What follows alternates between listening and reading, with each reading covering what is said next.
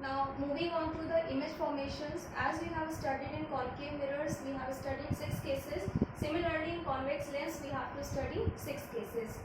Infinity, beyond C, or you can write 2f1, at C or at 2f1, between C and F, at F, and between F and A. So here when you are writing F, so you will write F1, C1, C1, then at F1, and then between F1 and O. Okay. Now, first is at infinity. So when the object is placed at infinity, again two parallel lines from infinity. Okay, these are coming from an infinite source. Where they will go? After the refraction, they will meet at a point that is called as focus, like this. All the refraction will take place from this line, this center line, always remember. So this is the first rule. When a line is parallel to the principal axis, where it moves, it goes through focus, F2, the next focus, second focus. Similarly this line, it will also pass through focus, and they will both will meet at a point that is F2 and will form a image at point F2. So here the image will be formed at F2. Clear? Now moving on to beyond C. Here if we place the object beyond C, this is the object which is placed beyond C. Again follow the rules. First rule is, if a ray of light is parallel to the principal axis, so this is a ray of light which is going parallel to the principal axis. Where it will go? After the refraction, it will pass through F2, like this. Okay, and here you can use third rule in all the cases. It is very easy. Just pass the second line from optical center and there will be no refraction, so it will go straight. So this is the line which is passing through optical center, and there will be no refraction in this line. See this, these two rays are intersecting between F2 and 2F2. So at this point you will draw the arrowhead like this, and this will be the image. Clear? So in this case, where will be the image formed? Between F2 and 2F2, or between F2 and C. Okay. Now the third case, where we will place the object? At 2F1, or you can say at C1. So this is the object. In concave mirror, if you remember, when we have placed the object at C, we have got the image at C only. Similarly, here also when you have placed the object at 2F1, you will get the image at 2F2 only. See, this is a line which is parallel to the principal axis.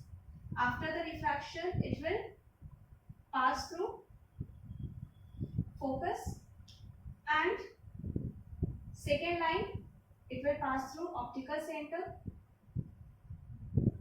and it will intersect somewhere, and the image will be formed at 2F2. Okay, so when you will place the object at C1, you will get the image at C2 or 2F2. Clear? Now moving on to the fourth rule.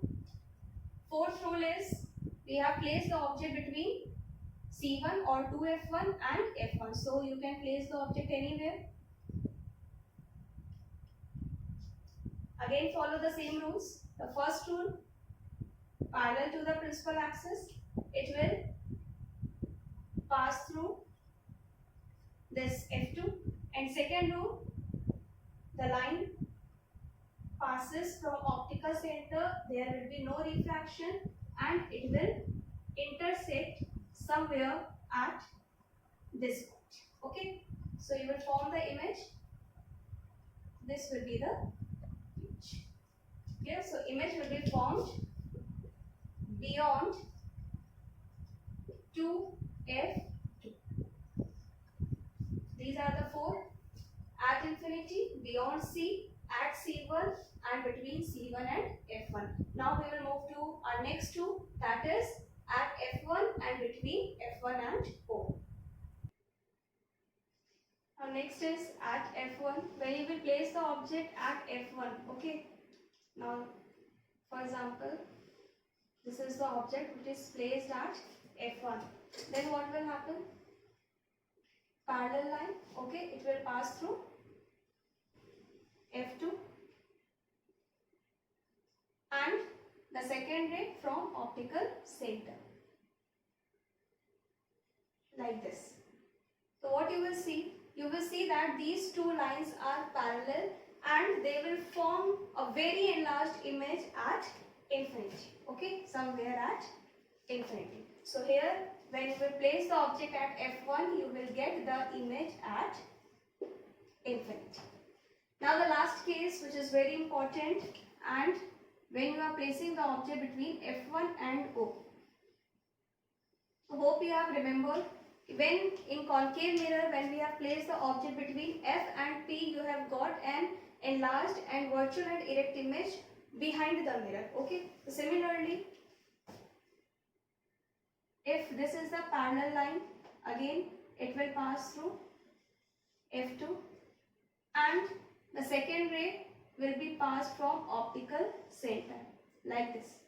Now if you observe, these two are diverging rays, so they will never meet on this side. So what we will do, we will extend these two rays like this and you will get the image somewhere like this. Okay. So in this case also, in all the cases you have got real and inverted image, but in this case you will get virtual and erect image on the same side where you have kept the object. So these are the 6 cases, and for writing the position, size and nature, you will follow the same rules as we have followed in mirrors.